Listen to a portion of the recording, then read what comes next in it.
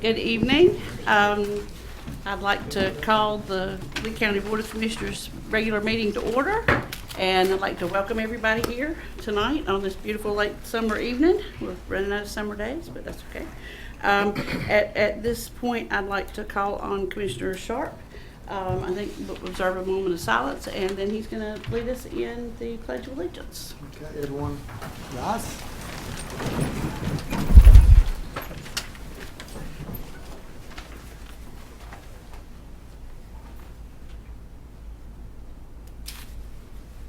Amen.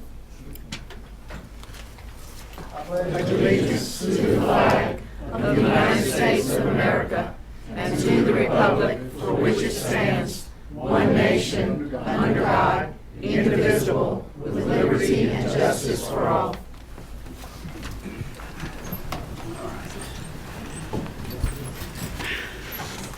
Okay. Are there any additional agenda items? We need to add a closed session to the personnel matter. Okay. So, be item C under our closed session portion of the agenda for a personnel matter.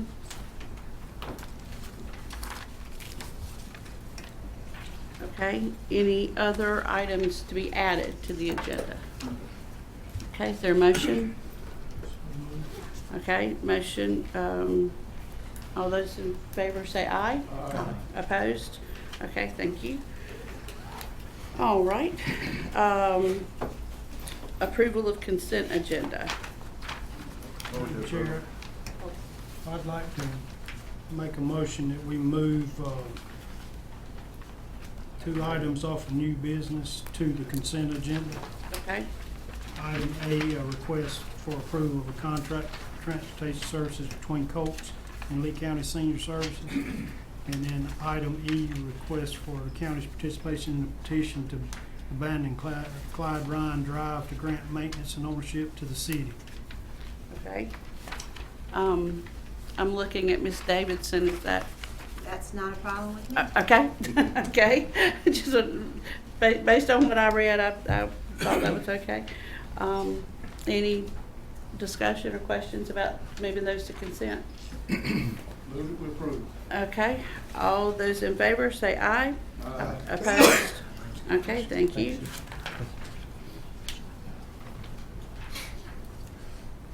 Okay. All right, moving right along. Into our public hearings.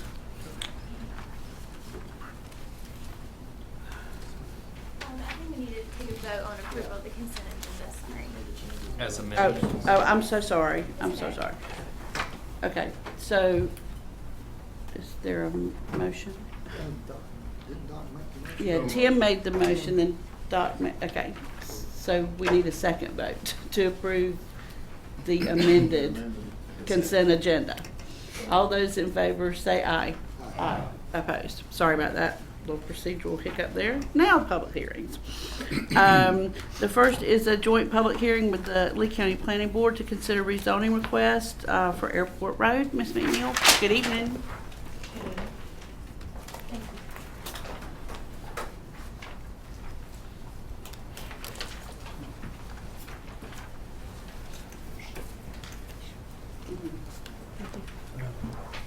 All right. Good evening, County Commissioners, Planning Board members, and staff.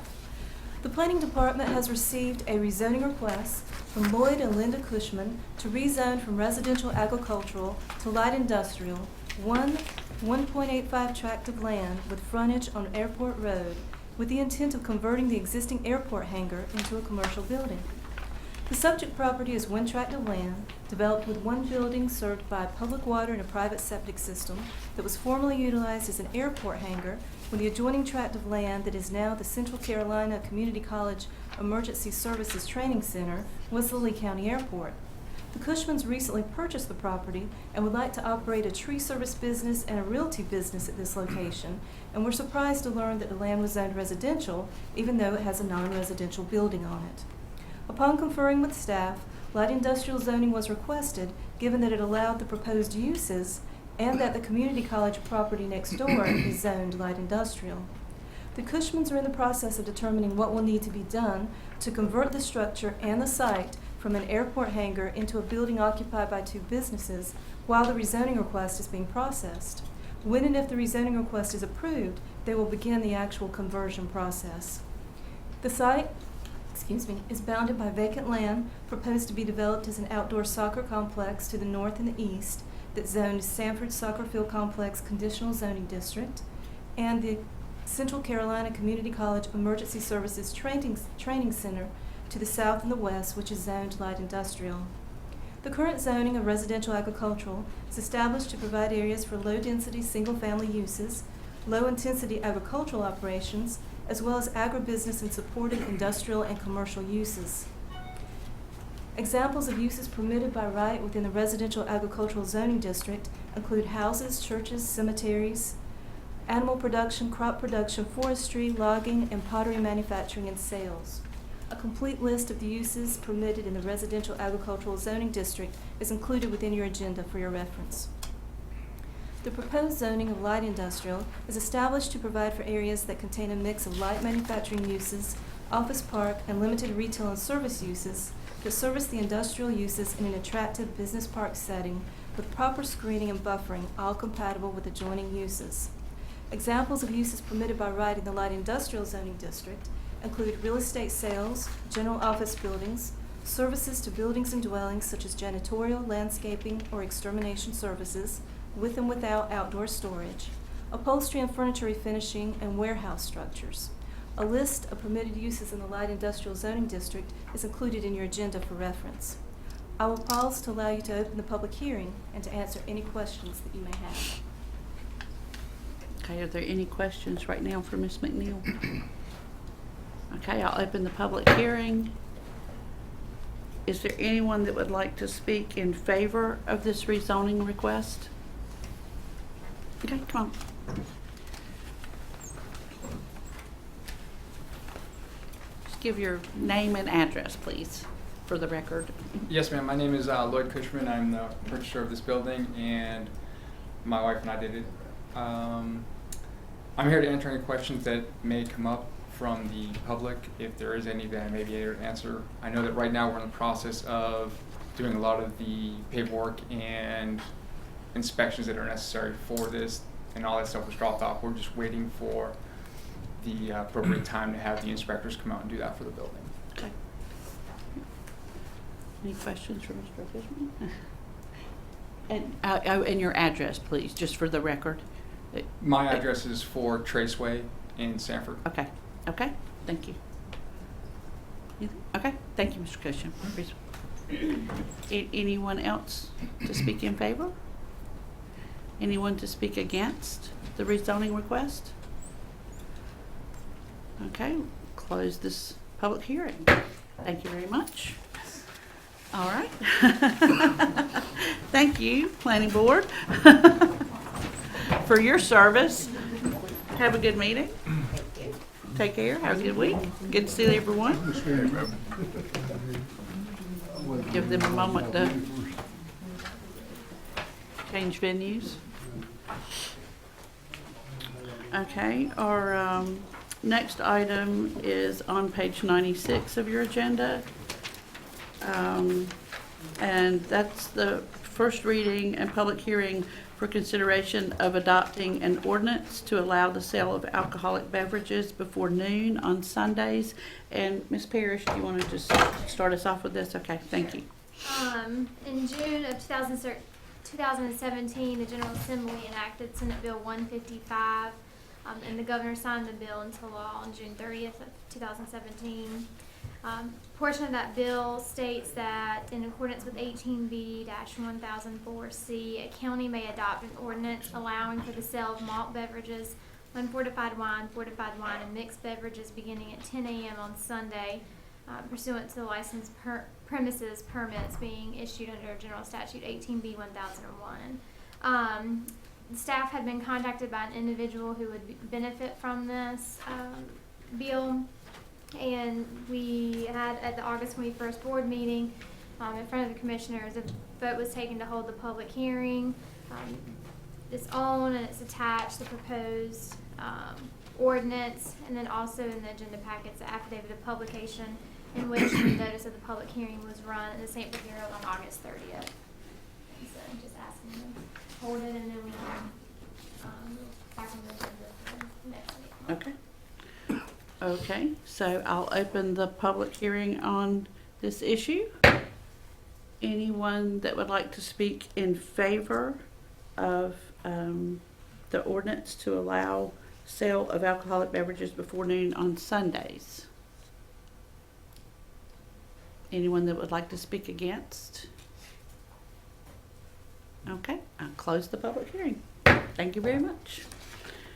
All right, and I guess that will be put on our agenda for the next meeting? Okay, okay, just for making sure that's clarified for everyone. All right, public comments. Are there any public comments? Oh, here, look at that.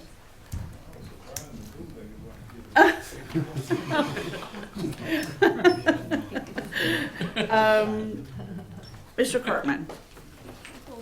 Good evening. Good evening, Madam Chair, Commissioners. My name's John Curtin. I live at 3307 English Circle, Sanford. I'm a member of the Homeless Task Force, which is now called S3 Connect. I serve on the task force, as does Cameron Sharp, one of your commissioners. I got involved when it was first organized earlier this year, and I was surprised at the degree of homelessness here in our county. I'm very pleased to see that our county commissioners and the city of Sanford is stepping up and addressing this serious issue. And it's multifaceted, unfortunately. It's not just a question of providing shelter, but there's so much more. I'm on two of the subcommittees. One is resources, and the other one is a low barrier shelter. And the low barrier shelter is the one that we need to arrange first before bad weather comes. The other shelters have higher barriers, and there's a distinction that needs to be made there. If you go to one of the existing shelters and try to get in, if there's room, if you've had any offense prior, they're not going to let you back in. And so we recognize the need of having a lower barrier shelter. But we have lots of needs. We're still trying to find out all the needs that we need to address. One of them is transportation. A majority of the people live within a half a mile of a site that we've identified as our first low barrier shelter at Bread of Life. But there is a need, or will be a need, for transportation. And we'll probably be coming back to you to ask for help, whether it's Colts or whether it's the local Jobs Express or some other answer that we haven't come up with yet. But I'm just here to say thank you, and we'll be back to ask for more help. Okay. Thank you very much for you and Mr. Sharp and everyone on that task force. It's an important issue we've got in our county. We want to solve it before it gets bigger. Okay, moving on to old business. Consideration of rezoning request for the properties on Greenwood Road, and I guess we're doing the switch around again. Yes, ma'am. Mr. Downey. Good evening, Madam Chair, evening. members of the board. As you indicated, Madam Chair, this is a recommendation from the Planning Board regarding a request for rezoning.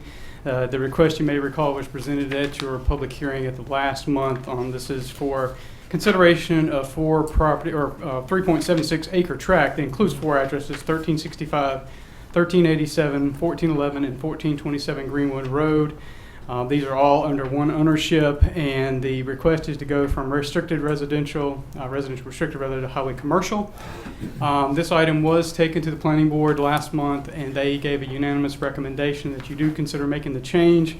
And I'm going to read a few things here that kind of go over that with you. The zoning map amendment is consistent with applicable plans because even though the 2020 land use plan does not identify a specific land use, for the subject property. When considering the zoning map amendment for the property, you consider the current development trends of surrounding zoning of the neighborhood, as well as the adopted Greenwood Small Area Plan.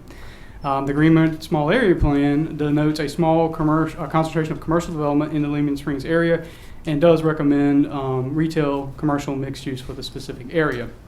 Also, the request does appear to be reasonable and in the public interest based on the existing commercial structure on the site. There's an existing old wooden store at 1365 Greenwood Road, which indicates that a portion of the site was used in a commercial nature at some past point. Also, the availability of public water, the proximity of the existing highway commercial conditional use zoning to allow for the development of existing mini warehouse self-storage facility on the opposite side of the railroad tracks on land fronting Greenwood Road, and the proximity of neighborhood commercial zoning within around 375 feet northeast of the site on land fronting along Greenwood Road also. This is developed as a multi-tenant building, includes, of course, the convenience store as well as with gas sales, as well as a restaurant with no drive-through, and several vacant lease spaces. And then lastly, the proximity of highway commercial, HC zoning, within 750 feet to the northeast of the site of the land along Greenwood, which is currently being developed as a Family Dollar retail store. I bring all that to your attention because I'm going to turn it over to the attorney in a minute, because we've had kind of recent change in state law that actually now requires you to take 2 votes on a rezoning case. And one of the things you're going to be asked to do is you're going to ask to make a statement on consistency with our plan. And that language is included for you in the packet from the staff report I'm reading from.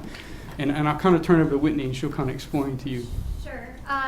So what Mr. Downey is referencing is 153A 341.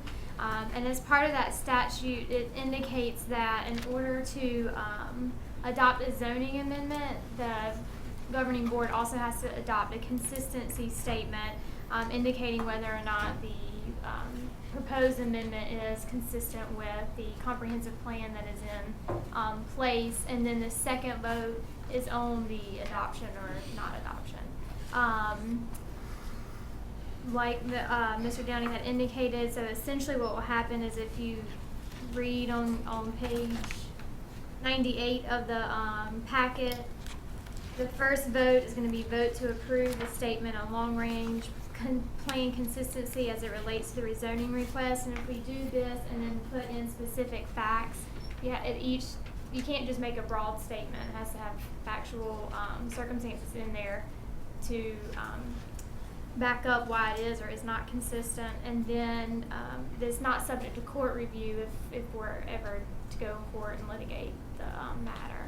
And then the second vote is going to be listed on page 99, and that's going to be the vote to approve or deny the rezoning request. And so whenever the motion is made, you can just make sure we include those facts and circumstances in the motion. Everybody get that? She had to walk me through it a couple of times What you're saying is last week. the consistent and the approval can all be in the same vote. No, it's got to be Separate. 2 separate votes. Okay. And it's just adding an additional step. It's just You gave us all the reasons why. right. Yeah, I was going to say, just an additional comment, the same information we've been putting in your staff reports for years. It's just now what's happened is we came to the realization and kind of working with Whitney that you actually do need to take a separate vote. Right. Because if you get challenged, you will lose if you don't have that separate vote. Right. So we're just shoring up our side and our vote. So I would, is that all? Yes, sir. Yes, ma'am. Okay. Yes, ma'am. So they move to approve the statement for long-range planning consistency as relates to this rezoning request. Okay. So you're making a motion for that, okay? His motion is, His- it is consistent with the current land use. Right, So okay. it's that whole sentence, Yes. under the vote to approve, it'd be the zoning map amendment, and literally the circle is or Is, is so you would consistent say with- is consistent? Is consistent. Okay, all right. Okay, any more questions about this new step? Well, one recommendation I would offer is that you write out the motion Right.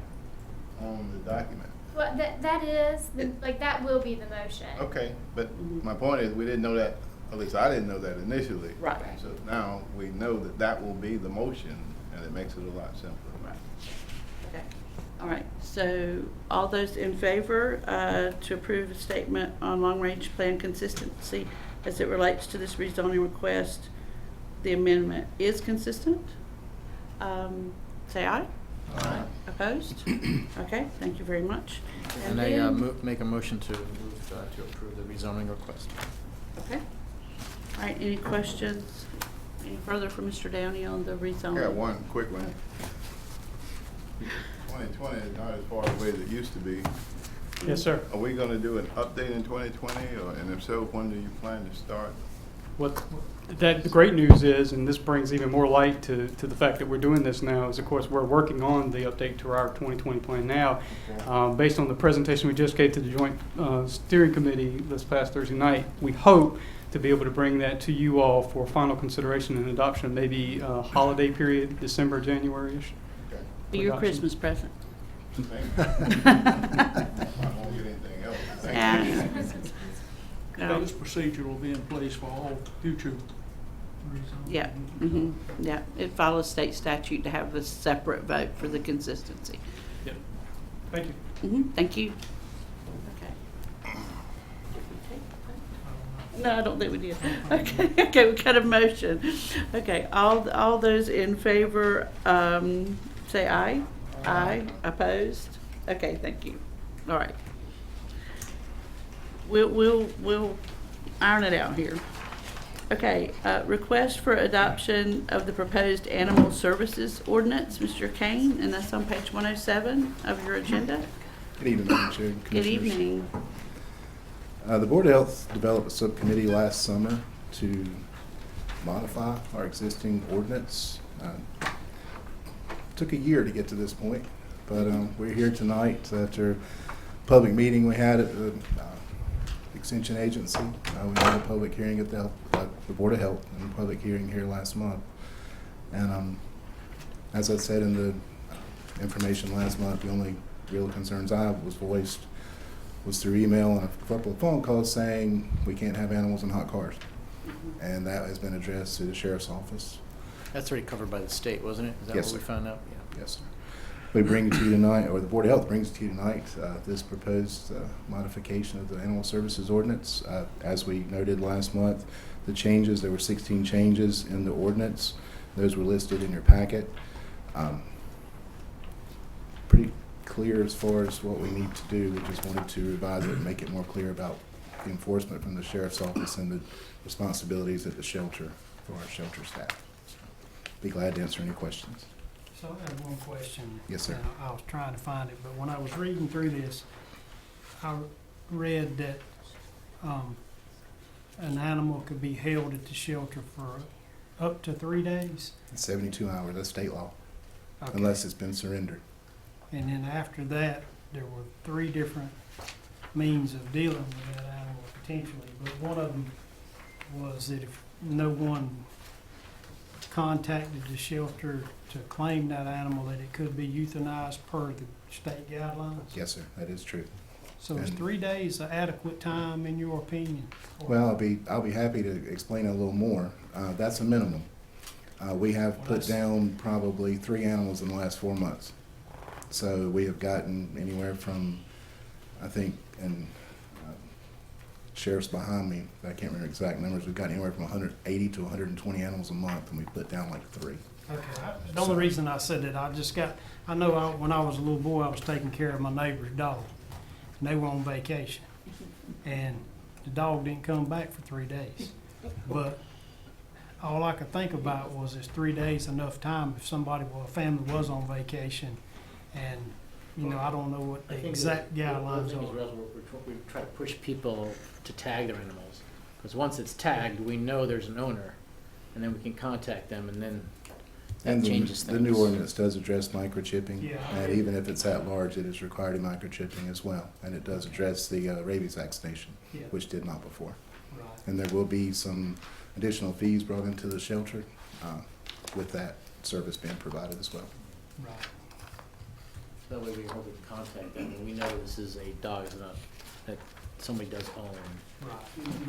And I think one of the things that were added to the ordinance, it did say I think it's section 449, all strays would be picked up by the sheriff's office and brought to the shelter because people tend to take animals and people get a little nervous, just can't find them. Right. So we have addressed that as well because there were some issues with that as well. Well, I know, I've seen people not claim their own dog too. We've So- seen that as well. Yes, sir. It does happen. Okay. I was looking through the agenda. You don't have any other item on the agenda, Mr. Kane, besides that? Maybe, yes, sir. I got another issue I want to discuss with you at an appropriate time. We'll just talk about it later or whatever. Okay. All right. I got one question. Were there any provisions or any discussion regarding using the website if a person, like you said, dog disappears and call it in? Is that something we have an online system that would show a profile of the dog? Yes, sir. They take pictures and post them online. Yes, sir. It's if you click on the animal services page on the previous website and the newly revised, it'll show every animal there and what time they were delivered, if surrender or stray, and the 3-day hold or whatever that date expires. And if they've been tagged, I think we put it into the We would- system, and then that company will then get a hold of that person, right? If they've been tagged, we can scan it and actually call the owner as well. Probably a public service announcement, we ought to do a little better on getting that information out. Be glad to. A lot of the kids know about it because my children show me dogs they want all the time. And we have enough right now. I think a shelter, and if you think about how many dogs get dropped off and how many we're getting adopted out, Yeah. that's getting considerably even better. We were never They- high, but we've gotten even better. I Yeah, mean, they do a great job. They're they doing a clean up great the job. dog, you know, they make a dog presentable. They try to get that dog adopted out as best they can, which is Great. great. It's really good. Any more questions or discussion? You guys have done a phenomenal job, really, because this, you know, there's only one thing worse than dealing with people's animals is their kids. I mean, seriously, you know, trying to navigate through this to be fair to everybody, I know was a really, really tough job. They just had one of the, Florida evacuees lose her dog, said she's not leaving it until she finds her dog.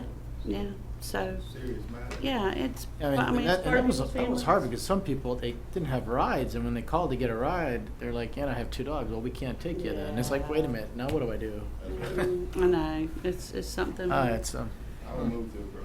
Okay, all right. All those in favor say aye. Aye. Opposed? Thank you very, Thank you very so much for Thank you. the health board and your staff for this. I know it took a long time, but it's good work. Okay, request to approve, yes, sir. Oh, Kane, I have one other item I want to discuss with you. okay. I was just going to the restrooms. Do we need to, like, add this to the agenda quickly? What? Do we need to add this? It's just going to be a quick question Agenda about quickly? environmental. Okay, I'm sorry. Oh, continue. Go ahead. I'm just going to ask him where we are now on our inspections. Every new on-site application is less than 10 days. Do what now? Every new on-site wastewater application, as far as new lots, repairs, reevaluations, couldn't get the word out, are all less than 10-day working days. So we're all below the 10-day threshold we were looking for. Is that because we hired some people? No, sir, or- it's because of overtime and stressing the importance of some of the dynamics of our services. Okay. Stressing our employees, well, we need to hire the extra folks. Eliminate this We do not have a backlog as of today. Yes, sir, that got less than 10 last Thursday afternoon. That's great. I Great. appreciate that because we need satisfied customers out there. Agreed. And They we've have a working backup plan if they do get it. Yeah, agreed. Thank you. thank you. Yes, sir. Okay. Item C, under old business, request to approve offer to purchase surplus property located at 1909 Carr Creek, Sanford. Ms. Parrish? Yes, this property is on 9 Carr Creek, and it was on the last agenda on the August 15th agenda, and At that time, the county approved the offer to purchase the property for $500 from Lily and Ricardo Bradley. They did pay the advertising cost plus their deposit. We ran the advertisement in the Herald on August 30th. We also sent letters to adjacent property owners and put a for sale sign on the property. I did actually get a couple of calls in reference to it. No one submitted an upset bid, but I at least know that they saw the sign. So the time period has passed, and so now we're just looking at moving forward with the sale. Okay. Move to approve. Okay, motion to approve the sale. Any discussion or questions? All those in favor say aye. Aye. Opposed? Okay, thank you very much. All right, moving into new business, we'll skip, we moved A to consent, so we'll skip down to B. Request for award of bid to Sandhills Contractors, Inc. for O.T. Sloan Park Storm Drainage Rehabilitation Project. Mr. Spivey. Yes. Good evening. Good evening, Madam, other board members. Hope y'all doing well this afternoon. Yeah, I've come to you this afternoon requesting that we go with the low bids, which is Sandhills Contractors, a local contractor. And I've got Jeremy Thomas here. He done the engineering work for Lee County for us. What this revolves around is our drainage from the parking lot that goes on out through the soccer field out to the railroad.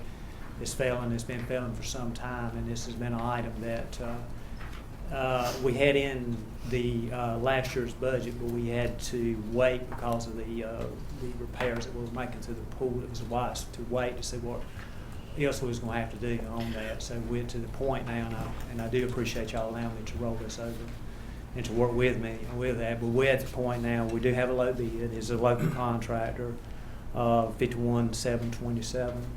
I'd like to ask we move forward with this, and then also I've got Mr. Thomas here if you got any questions of him. Okay. I got one question just for clarification. You got a base bid and then an alternate other Yeah, one. what I was trying to do is, this is where I was trying to be wise. I saw that we were going to have maybe some money more to do more than what we had there. On the other side of the pool where we've been doing some work, we've actually got a drainage problem there. And I was trying to incorporate this in with that at the same time, but it was like $10,700 difference, I believe. Difference, and I just could not. I tried to work with the contractor on some alternate stuff, but he just could. I tried to value engineering, but it would not work out. Okay. So, in talking with Mr. Crumpton and with Jeremy, we decided it'd be best just to do this at a separate time because we still got some stuff to do. But I was just trying to get as much as I could, much bang for the buck, as I say. Well, I noticed, I'm sorry. One more question. You can ask all the questions you want. Yeah, okay. We'll do Cameron and then Doc. Go ahead. Okay. Yes, sir. I noticed that Sandhills Contractors was significantly lower than. Yes, they were. Very, and, yes. And we set up a meeting, Jeremy and I did, and we was. You might want to shine in on this, but I mean, we didn't have any reason to see why they couldn't do it. we're still going to get the same quality. Right. And I'm taking Jeremy's recommendations. He's worked with them quite closely, I'm understanding. I think most people know Sandhills Contractors. They're a highly reputable local contractor, do very good work. I've worked with them on multiple projects, and they do very, very good work. Very dependable. Doc, what was your? The only thing I was gonna say on future bids, what I like to say on the bid, when you turn it into us, is the name of the bidder, the street address, so we'll know if they're from Sanford or where they're from. Like, see the bidder's license number. And, Okay. you know, So, then his license limits we need to. yeah. So the license number Yeah. and the actual address of the. Right, so we Yeah. know if they're from Broadway or, you Yeah, know, like. I agree. That's a see good- I know some of these guys, but I don't know if they're from Sanford or where they're from. And you're I'd correct, like to see because- local guys do the work if we can, you know. One might know it and others might not know that, so I don't see Well, that I mean- being any problem. It says it in there, licensed contractor, state of North Carolina, based in Sanford. Okay. That's Well, for the that old one, bidder. but I'm not talking for about all. the Oh, old you mean bidder. for everybody? Yeah. Yeah, Okay. so, you know, I don't know where these other guys, if they're from Sanford or where they're from. So what you're referring to, is the list all of. Yeah. In the past, we'd only listed who the low bid was, because recently, and I'm glad a local contractor got it recently, the last couple of things I've had has been someone out of town, so. And I'm glad to see a local person get it, I really I am. know these folks, they're good folks, do good work. So we're just gonna put that other side of the pool off for a little while. Yes, Hopefully. I refer that to Mr. Crumpton. But he and I had discussed it, we still got some other things we gotta do there, so. But you and Mr. Thomas are okay with putting that off just a little while Yeah, longer? we had talked about it, yeah. Okay. It's not, all it's doing is this water's not really draining on the side that's closest to the wood like it should away from the pool. Okay. But, not 100% sure how we're gonna move forward on some of that stuff, so I spoke with Mr. Crumpton too, and we thought that would be the best thing to do at this point in time. It ain't running back in for this. No, sir, it's not. Sometimes I wish he would, as long as it was clean, because when the cost, Save I a know little money. John Payne would certainly consider that, but he's been paying the water bill. The environmental guy behind it. Oh. I didn't hear a thing. That's right, I didn't hear a thing. Thank you so much. Okay. If you look at page 149, Mm-hmm. if you just slip one of those sheets in for everybody. Yeah. We just didn't give it everybody's. Yeah. We can also put it on the bid tab. We can add That's all I got. we can add a Yeah. column for where they're from and their license. Okay. I like that sheet. Mhm. Works good. Okay. All right. We've got a motion. Any more questions for Mr. Spivey or Mr. Thomas? Already offered a motion. Right. Yeah, he's Okay. already. All those in favor say aye. Aye. Opposed? Okay. Thank y'all you, so Mr. much. Spivey and Mr. Thomas. Thanks for all your hard work. All right. Mr. Sharp, you had the same question I had. I've been through that before, and but I trust them. Mhm. All right. Consideration of old bowling alley and courthouse evaluation firm selection. Mr. Silverman. Good evening, Good evening. Commissioners. In July, we posted a request for qualifications for architecture services for spatial evaluation for the old bowling alley and the courthouse. We had 9 architect firms submit RFQs, and we had a selection committee in place. We had Ms. Lisa Minter and Mr. Russell Spivey, and you'll see attached we had 7 questions to rate each architecture firm.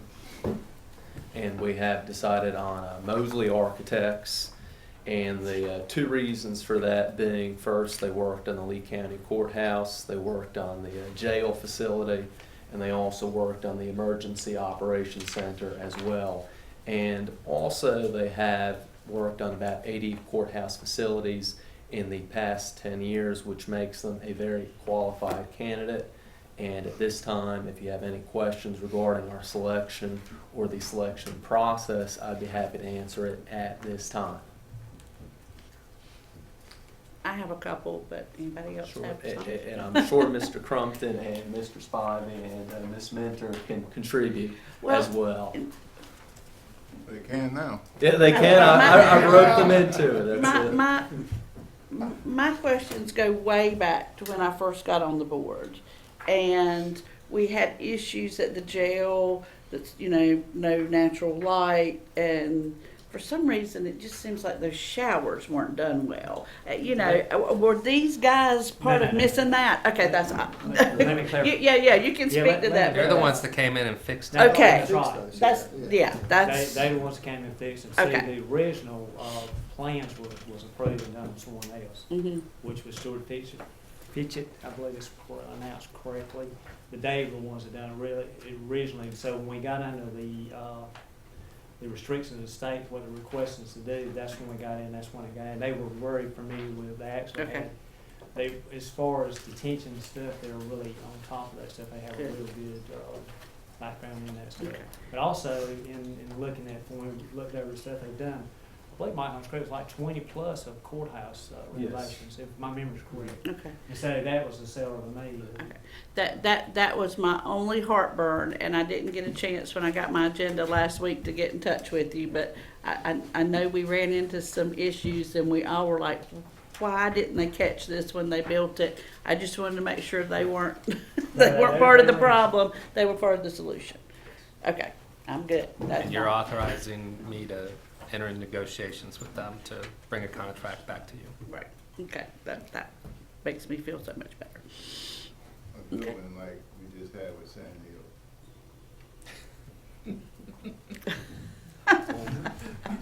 Yes, sir. Yeah. Okay, any more questions or comments or concerns? Okay, is there a motion? Move to approve. Okay, all those in favor say aye. Aye. Opposed? Okay, thank you, Mr. Smitherman and Ms. Mentor and Mr. Spivey for doing that. I like you including the questions too. That was really good to see the thought process behind the selection of that. Okay, and Mr. Smitherman? Silverman, I'm sorry, I'm sorry. It's all the same.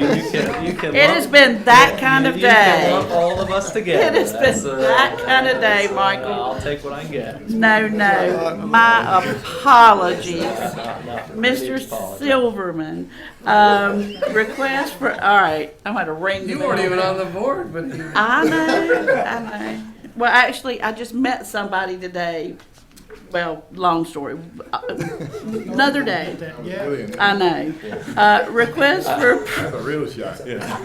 I'll recover from that. Yeah. He's a very good-looking man. So I'll take that as a compliment. You took some time off. I may not recover, Michael, Okay. by the way.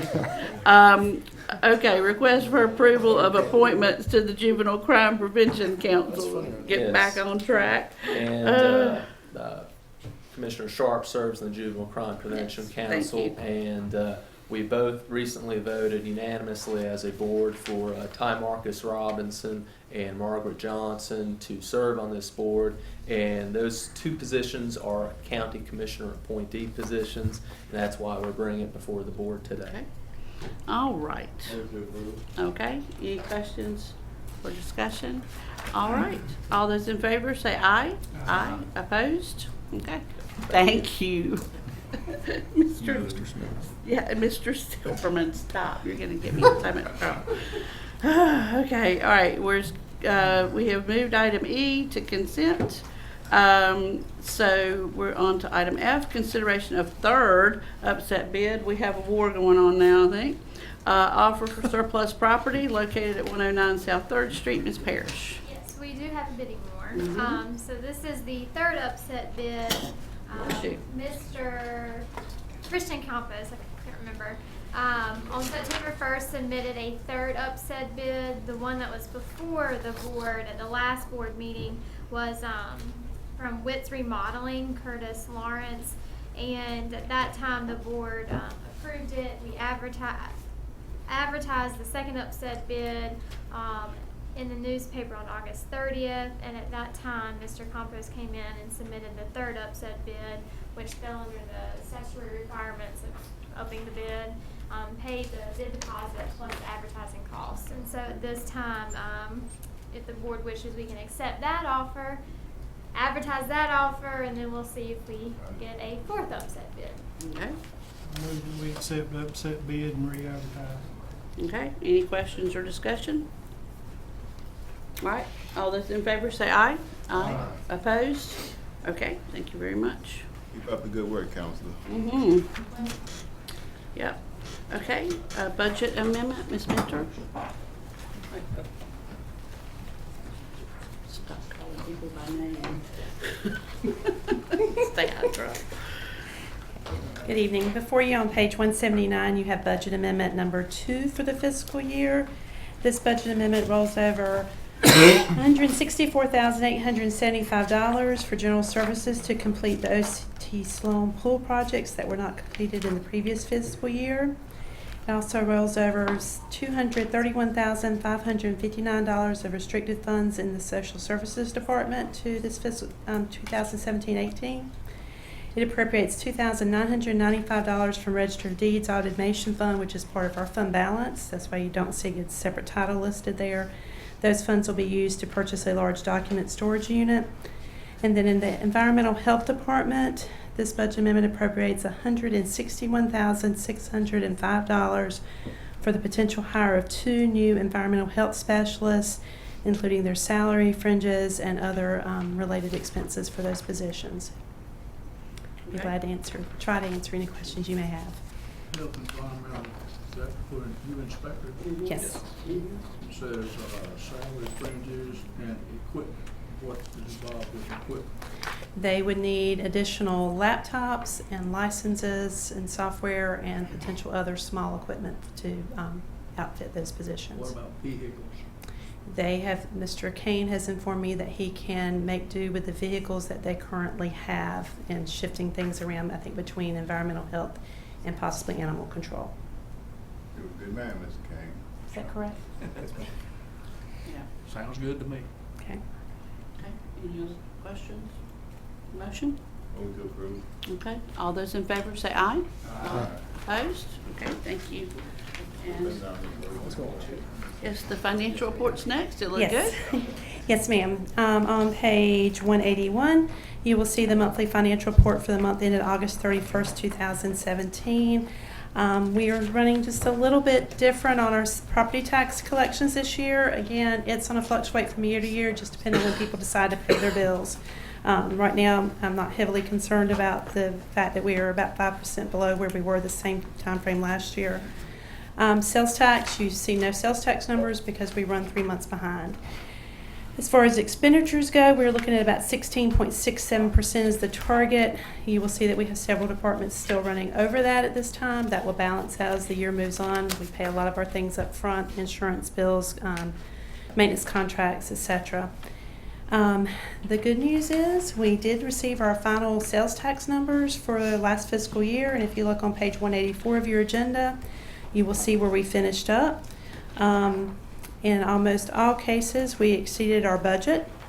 The only situation where we did not was Article 40, and that is the portion that comes back to us distributed amongst the state by per capita. So what that says to me is when you see that we've gone over our budget in all other areas is that Lee County is holding its own on sales tax collections, that we're bringing in a good amount of money here locally. As far as projections go, you can see that in almost all cases we exceeded even the projections. Didn't quite make it overall, but we're still tickled with how close we came. So for the fiscal year last year, we ended up being 8.5% higher than the previous fiscal year. So that's relatively good growth. Hopefully we can continue in that range. And also we budgeted around 3%, I believe, if I remember correctly, or 4%. So I'll be glad to answer any questions you may have. Any questions? Good. Thank you very much. Good news. Thank you. Okay. County manager's report. Yes, ma'am, Madam Chair. I've got some pretty detailed items to go over tonight. The first being the Wicker School project. Working with the superintendent, was able to get a updated calendar for the completion or construction of the project. And on, I guess this is page 188. 188 is the calendar that came from Heighton Associates. As you can see, they're going to be presenting preliminary design approval to the Board of Education at their October meeting. Once that's approved, they get into design development, and construction documents should be ready by the middle of December. So you see things will be bid, and then bid approvals and receive bids in February, and award a contract in March. So taking that calendar, we met with our financial advisors and bond counsel and put together a calendar for borrowing. The calendar that's in your agenda packet has already been revised, so by bond counsel. So if you go to page 190, those are really the days that start the decisions that have to be made by the county commissioners, with February 5th, not January 16th. Being the public hearing on the borrowing. And then if you just pushed everything back 2 weeks, you have things that we have to do as far as getting joint legislative committee letter approved, the application to the LGC, Then the Board of County Commissioners will be deciding whether we're gonna do a bank bid or whether we do a true limited obligation bond. So right now, the amount of money that we're projecting to borrow, there are banks out there right now who are doing deals, and if we can get a bank bid, we don't have the issuance cost of the bonds, so it sometimes can be cheaper. So we're gonna bid it both ways from a borrowing standpoint, and whichever way looks the best is the way we'll go. But anyway, the borrowing should be completed about the same time, about sometime in March. Okay. All right, Sandley Park, I'm happy to tell you that we did receive our certification for occupancy back on September 6th. We also got received the substantially complete draft letter from the architect last Thursday. We will sign that letter tomorrow morning before the ribbon cutting. And we went over some of the change orders that still needed to be done and which will be part of that agreement that we sign tomorrow. So staff started moving in furniture today. Last week signage went up. There were some staff that went over and took a quick peek today at what had been put up. We even had a couple of snakes in the exhibits. So there'll be a few critters there for people to see tomorrow. Great. In cages? Yes, they're behind a glass. And locked. And so it's very exciting. We have some work that we have to do. As with a lot of projects like this, we see things that when you see it on paper, then when you see it done, you say, well, maybe we should have done it this way. So we've got some things to do. But anyway, it'll look good tomorrow, and the ribbon cutting's at 9 o'clock. Hope everybody can be out there. How about your extended completion date? How many days past that?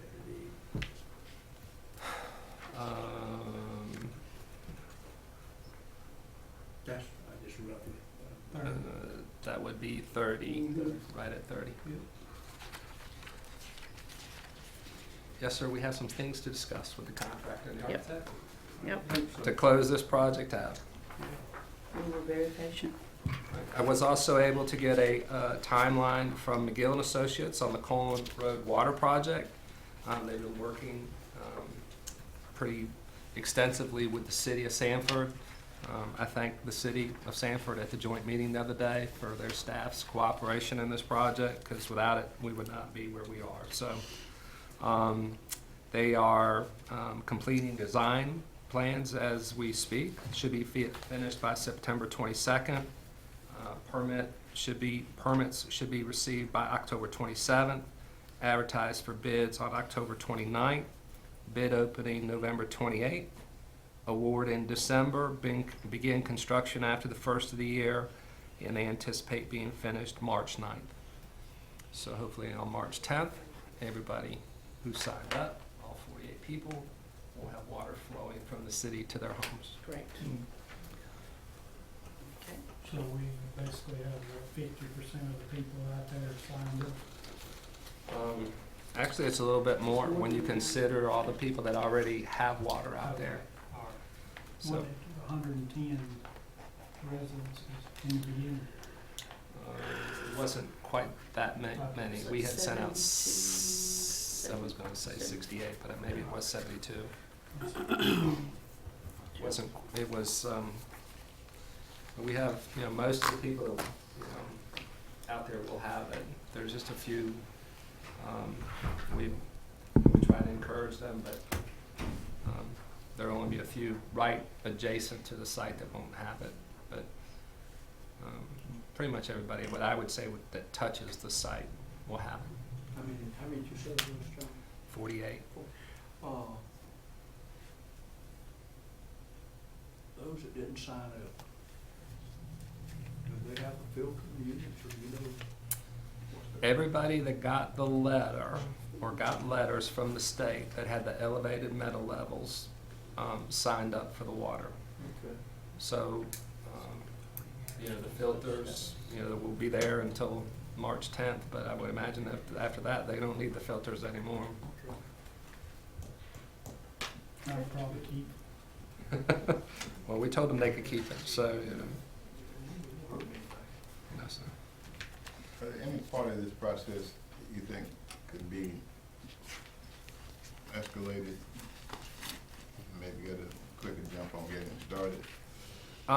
The construction, the time from the award of the bid to the time of construction, it would depend on the contractor. We might be able to cut a couple of weeks there, but you still have the holiday with Christmas and New Year's. Yeah, and so then. Does it have a completion date on the contract, John? Yes, they'll have, it's a 60-day contract, yes, sir. The engineers do not feel like this is we get all the easements in place, which they have, most, and we'll have them done by October 27th, get all those easements in place. They feel like this is a quick job.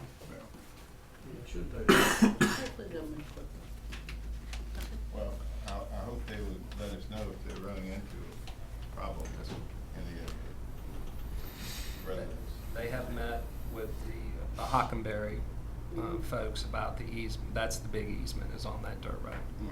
So feel pretty confident that everybody on the road will sign.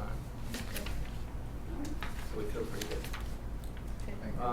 I did ask the community college for an update on the bond projects. If you haven't been by the college, they are moving. They are moving now. Yeah. Things are going. So the Civic Center Phase 1, which is the new addition, anticipation completion is April 2018. Then the renovations on the inside of the building should be finished next summer. The Health Sciences building, which is moving, trucking along pretty good, April 2018 finish. The new Vet Tech building, which the drawing did not do it justice about how massive this is. It's another April 2018 completion. The new Emergency Services Training Building should be completed in November of this year. That project is coming along very nicely, and then the various interiors, they'll continue to work on those through most of 2018, interior renovations. So a lot of work going on out there, and things look good. Very excited, and I know the president is extremely excited about what's going on out there. Let me see. I just wanted to make the board aware of an issue that has come up. We had a contract with Northview Optimist to maintain their fields. That agreement was put in place in January of 2008. When Tramway Park opened in 2010, we quit using those fields. So we've continued to maintain those fields for the last 7 years. And really, we should not have, because there's no public purpose since we're not using them. So we are going to send them a letter, knowing that there are a lot of people that play baseball at Northview. I wanted to give you a heads up before I sent the letter. Excuse me, Yes. how much is it costing us to do that? Or do we not? Well, I'd have to ask Russell, but I know that we send quite a few people over there. I mean, we have to, drive the equipment out there because we use it in other places. But I don't have a number. Who uses those fields now, John? Just Optimist Northview. Club, yeah. The Optimist Club The does. Optimist Club? I did not have Ball those, teams. but I can tell you what we do to give you a better idea. We provide cleaning services for the bathrooms. We also provide litter control for pick up the litter. Plus we drag in line, plus we cut the fields too. So it's really, we really did quite a bit. So, but I do not have the numbers together, but we did quite a bit. You do the same thing at the Broadway Optimist? We did, but we haven't since they Folded. Since they folded. But yes, we done the same thing there. But at the time when we were doing this beginning, we were using the fields, and it was a good for everybody involved. These clubs sponsor their own teams. Is that what they're doing? Well, the parents pay. Parents And, yes. Like you can't, I couldn't take my kids out there on a Sunday afternoon and just play ball at Northview, as a family thing. It's a club. Before we send the letter, maybe a letter of explanation is on order. Oh, we will. We're going to meet with them too. Yeah. All right. But if we maintain their fields, we have to maintain others. You guys didn't maintain mine when I was playing. We drove our own tractor. You played in the Yes, sir. You played in the Bible. Okay, all right, well, yep, and so we'll work on that this week. Okay. The interlocal committee agenda is on page 199. We had a lengthy meeting. It was 3 hours. It's a good meeting. Sitting. It's a good meeting. I didn't say it was not a good meeting. I just said it was lengthy. It was, we got here. But when you have 14 items, you know, you're going to have a lengthy discussion. I'm sorry I missed that one, but I heard it was a lengthy one. No, I think there was a good meeting and a lot of cooperation, and we got a lot of good information. So. I'm glad I didn't see any more insults about codes. You know, I do want to make mention that since we're on that particular meeting, it would have been more appropriate for whoever initiated this partnership idea to at least talk to, I'm their board representative, and Debbie had not been spoken with according to her. And so it was approached in the wrong manner. But more importantly, for a person to make or allege any wrongdoing is way out of line. And should have been handled at that point in time. Well, that has been conveyed, that it, you know, I think that sort of blindsided us, you know, that they were talking about that, and it would have been nice to have been able to just put it on the table and have some discussion. It's unfair to staff to be Agreed. portrayed in that manner without any notice, and that's improper. And I don't want a partner like that. So that ought to tell you what my vote is if it comes to that. Well, and I will say, just to share with the rest of the board, when we had the interlocal meeting, the county and Ms. Davidson and her staff were given an apology by the mayor, and you know that yes, I mean, but just to let the rest of the board know that that was made very clear that some of the comments were not representative of the feelings of the full board. And the councilman there and pretty much said that there was only one individual that made the negative comments, and that board and their councilmen were definitely not in agreement with that, and he wanted to convey his sincere apologies. Should have been done at that meeting, right then, right there.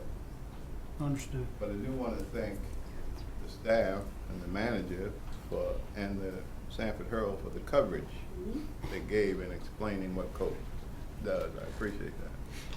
Well, and I think even at the interlocal meeting, you know, it was an education, you know, for the members of the city council, because, you know, we know what our rules and regs are that Colts has to operate under, and it's basically Medicaid, Medicare, you know, helping, you know, folks with disabilities, you know, travel around, and Debbie's able to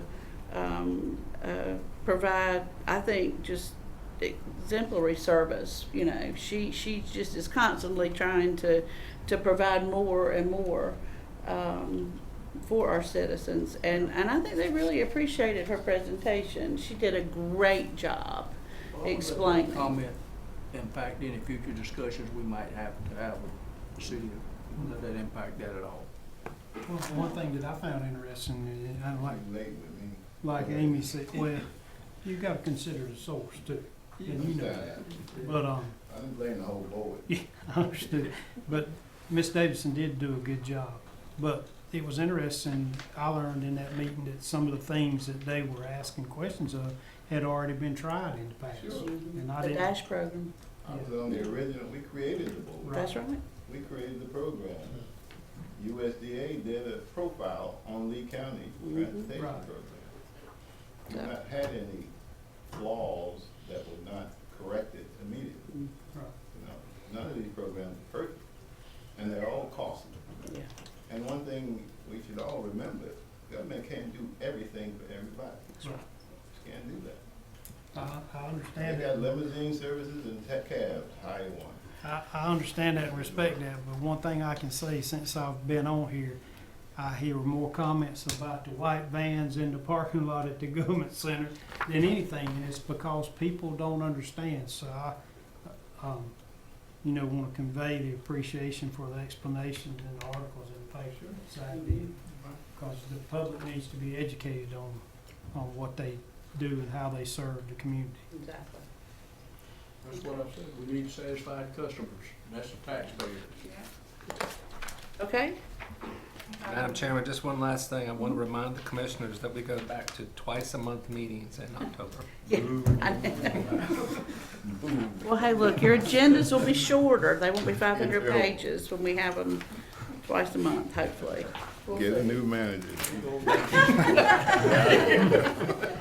All right now, let's not entertain anything of the sort.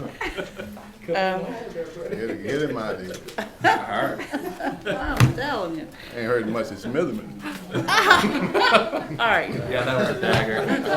That was pretty offensive. See, like I said, you're gonna get over it. I'm never living it down. I see it now. I see my future. Okay, all right. Madam Chair. Yes, sir. One other issue Sure. maybe we need to discuss at this meeting. This letter from Mr. Womack asking to be able to use our facility for this. I'll just let you do, we'll go back to Mr. Reeves. I'll just let you use this as your commissioner comments. Okay. Okay? No, go ahead, and we'll go back to Commissioner Reeves. Well, anyway, he requested to be able to use this facility for commission gas. Well, let me read this thing. I just read it when we got here.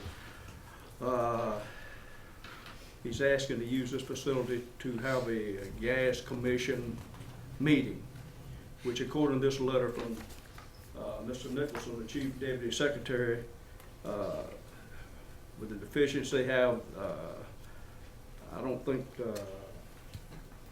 we have the ability to lawfully allow him to do that. Okay.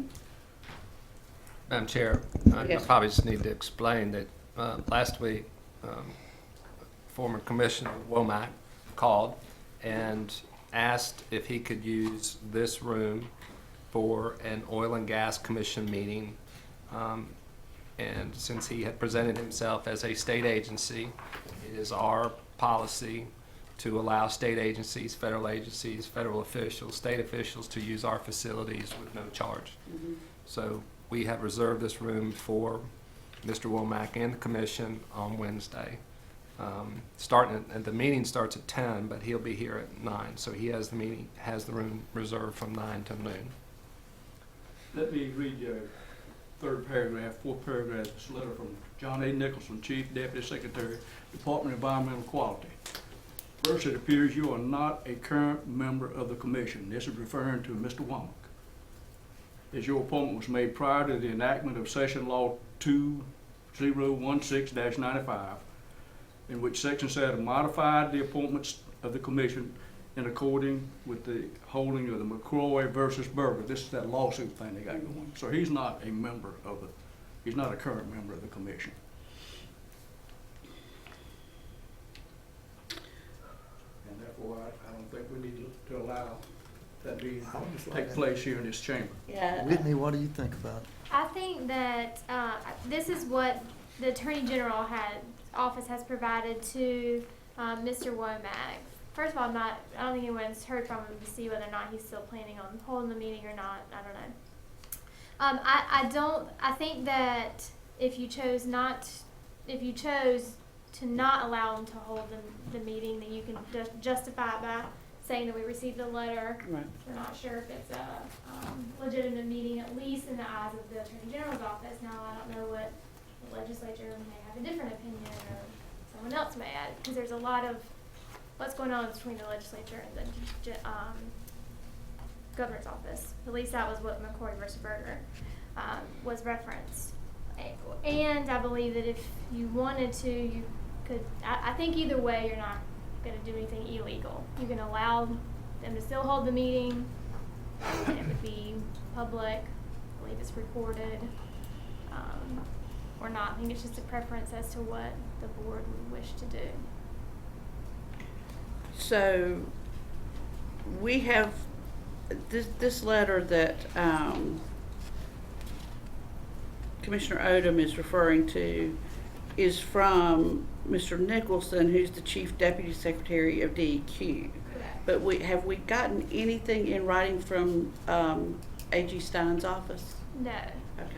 And we. They were just copied on. I say, and we just got this or notified of this today, so I'm not. And the letter does indicate that they're working in consultation with the boards and commissions office, Department of Justice, and their internal general counsel. So. Any discussion? I mean.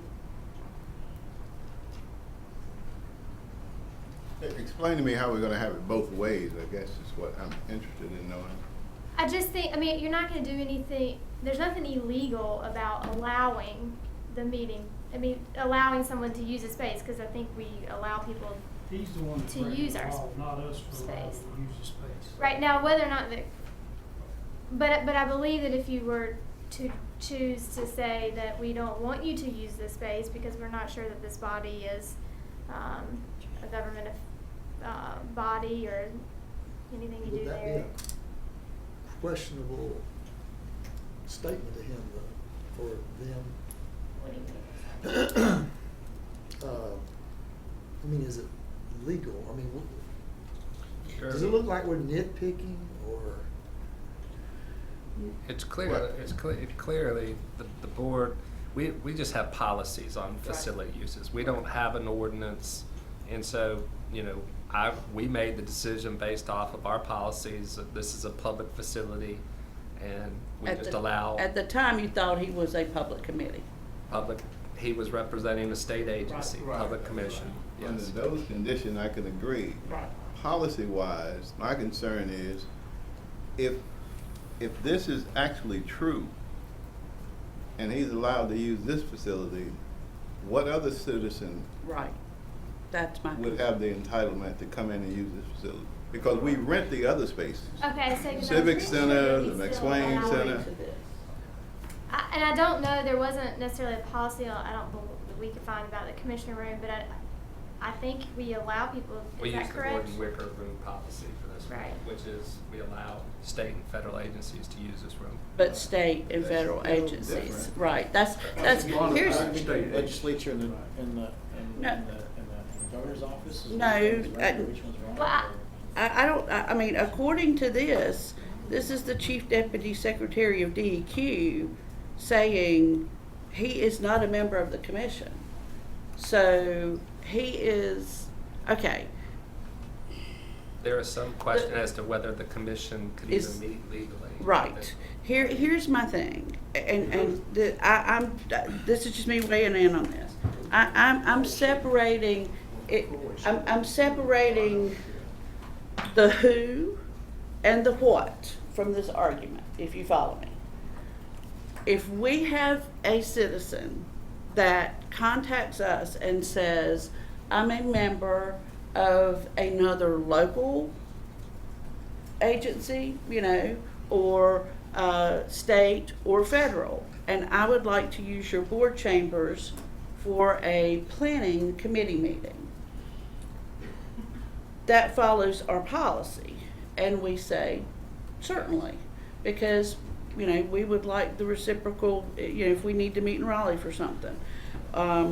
However, if we're notified by the department that works in conjunction with that specific group, the agency that works with that commission or committee, and says this person is not a member, and so therefore does not fit into that public purpose, being a member of a state or federal local agency or committee, then that's my concern is, are we going to set a precedent where if we open the door, again, I'm separating the person, I'm separating the who and the what. I'm just saying, looking at the big picture and setting a precedent for allowing anyone that wants to have a large group to come in and use this room, which I'm not opposed to citizens using this room, but it's used so often, you kind of have to draw the line,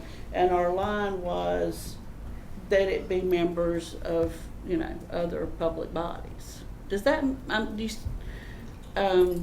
that's my concern. That's where I'm simply saying, you have to make a determination here based on the notice you've been given. Correct. Because it does impact whatever policy we have regarding use of our facilities, county facilities, period. Correct. You have established the idea that state, federal, and local government sanctioned commissions and committees are entitled to use the Wicker Room, Swain Civic Center, and perhaps even this room. If this letter had been from the colonel of the highway patrol asking for a meeting, I'd have said, hey, move on. Or DOT, anybody else, Yeah, that's DOT, different. anyone else, but this, according to this letter, this is not even a commission as such. You would think, I would hope that we can find out tomorrow morning whether this commission or committee still exists or not. And if they can't give you the decision, then it's not for us to rule. Somebody at a higher determination, who are we asking for to make that determination? Well, it certainly, On the committee, I'm sorry. we certainly would have to accept this as notice and maybe go to the AG's office, the governor's office, or go to the boards and commissions or the legislature. And we can certainly state that fact. It says in, they're in a consult. No, we want to be consistent, this is the main thing, just give us proof of such, and then your meeting is approved, right? Well, I think yeah, you should but- wait to find out if it's a bona fide commission and they come back and want to meet, I mean, if it's it's state up to this recognized, board, give us proof of such, and then. Well, but that's my point. If it is, if we can confirm that it is a recognized committee, then fine. Well, I think, That's right. and what I'd like to offer is, we just got this today. If each of you would, just reread it if you would, and really pay attention to what it says, and weigh in with myself or the manager or the attorney, by fairly early in the morning, so we can work on this. But what this letter is, this was not anything that our county requested. This is a response where Mr. Womack set up the meeting, and he notified DEQ that he was going to hold the planning meeting. And once they were notified, the Chief Deputy Secretary Nicholson wrote Mr. Womack this letter, and it was copied to us. And it says that there were two factors to affect the commission's ability to lawfully convene a meeting on September 20th, 2017. One issue is that it appears he is not a current member of the commission, and it cites the session law as to why. And then secondly, the ability of the members to lawfully serve, constitute a quorum, act without approved statements of economic interest as required by the State Government Ethics Act. There's concerns with that. So based on those two factors, the Chief Deputy Secretary of DEQ says these deficiencies affect the Commission's ability to lawfully hold a meeting on September 20th. So doing our due diligence to our citizens, do we want to provide a place for an unlawful meeting? That's the point. That's what I'm saying. That's the reason we were copied on it. Right, is to let us know I that, don't think that we were copied on this letter, actually. Am I wrong in that? I don't think we Or actually it was sent were. to I think us? I think you're right. It was sent. it was sent to us. Okay, Not from, I'm I sorry. don't believe it was from, Okay. What was the contact made with you, John? from From Chatham County. through a letter or phone call? Through an email. Through an email? Okay. Okay. I I would like, Madam Chair, I'd like to say that we get the county manager to either contact him back through an email or a letter, rejecting the availability of this facility for How this about, commission. how about you can ask the county manager just to have, we might give the appropriate citation where that is a legal meeting. Right, provide proof. Provide proof That this is the a Oil legal and Gas meeting. Commission is still in fact authorized to do business. Try to do business, and then if he can, he can If he continue, and if he doesn't, can't, he can't. But if he can't provide it by Wednesday, then the Then it's room ask won't the be available. agency, and that's, we're just keeping with policy. Well, we work it both ways. We do our, council can do her thing. Reach out to, right. And the managers can do his with Mr. Womack, and we can all be notified. That's right. Okay. Sounds good. Is that okay? Okay, so that's a motion, correct? Okay, all those in favor say aye. Aye. Opposed? Okay. We'll see. Okay, back to Commissioner Reeves for commissioner comments. Actually, used up all my comments on the coach thing, but I would like to ask the board to join me in authorizing a letter to the coach staff for their excellent response to the allegation. That's it. Okay with that? Okay. All right. Commissioner Strong? I'm good, just thank everybody for coming. Just want to thank the county manager and Mr. Kane for quick action on getting the additional employees. I was getting And calls. overtime. Overtime, well, gotta get the job done, that's right.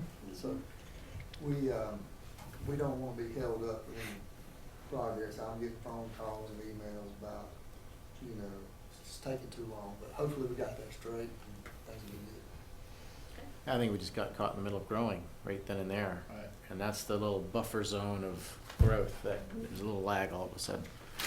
But, hope everything's going okay. Stepping down, thank you very Okay, much. excellent. That's all I have. Thank you. I just got a couple of things I want to mention. You guys are probably familiar with the intersection out in the county of 42 South Plank Road. Mm-hmm. And it's, I'm 56. I mean, I remember going through there at 16. It's always not been the greatest of the safest intersection, but I've been corresponding with a few citizens in regard to that. Y'all know a few weeks ago we lost a young girl out there at that intersection. I talked to Trooper Black. They investigated it, and actually, unofficially, preliminary is the at-fault vehicle fell asleep and went through the stop sign. I guess my point is this. So I contacted David Willett, first of all, to see if there's a study that has been done, and to commend former Commissioner Frazier. He has followed up on this intersection in the past, so some of y'all have been on the board for a while probably already know this. So I did speak to Mr. Willett. He said, yes, several studies have actually been done. I went out there myself. Of course, they had put larger stop signs out there with reflective tape, which helps. And I said, well, David, just for instance, obviously they're wanting perhaps a signal light, cautioning you to slow down, whatnot, but there's not near the traffic, and unfortunately, there's not near the wrecks out there. I was sort of surprised, and not to make light of this at all. Any accident and fatality is one too many, but in the past 5 years, they've had 6 accidents, according to him. And I asked him if I could quote this, and he said yes. Is that there's 6 accidents, but now half of them were fatalities. So, but the thing is, there's not as many accidents out there as you might think. Of course, maybe still doing law enforcement, obviously, it hits home with me because, I deal with that stuff at my job. And any way that we can make an intersection safer, we want to do that. But just to let you know, he did say there are some things in the works. One thing that they're probably going to do is put paint on the pavement, stop ahead, where it sort of shows up pretty good at night. So, You know, the thing is, guys, you know, With those gouges in the road too. yeah, the rumble sticks, exactly. He said that was a consideration too, the rumble sticks. You know, to obviously get somebody's attention that perhaps does fall asleep. But of course, you could have a four-way stop sign there, you know, and somebody can still fall asleep, you know, run the stop sign or run a stop and go signal. Exactly. And you know, they get hundreds of requests, you know, across the state, but you know, they're all important. But you know, I just didn't know if any of y'all heard anything about that. But you know, I told him I told these citizens I would certainly follow up on it, and I'm going to correspond back with them. But just to let you know, there may be some other things coming in the future. Also, they got a nice, really pretty building down there at Sanford Center. In the last meeting that I went to, beautiful facility.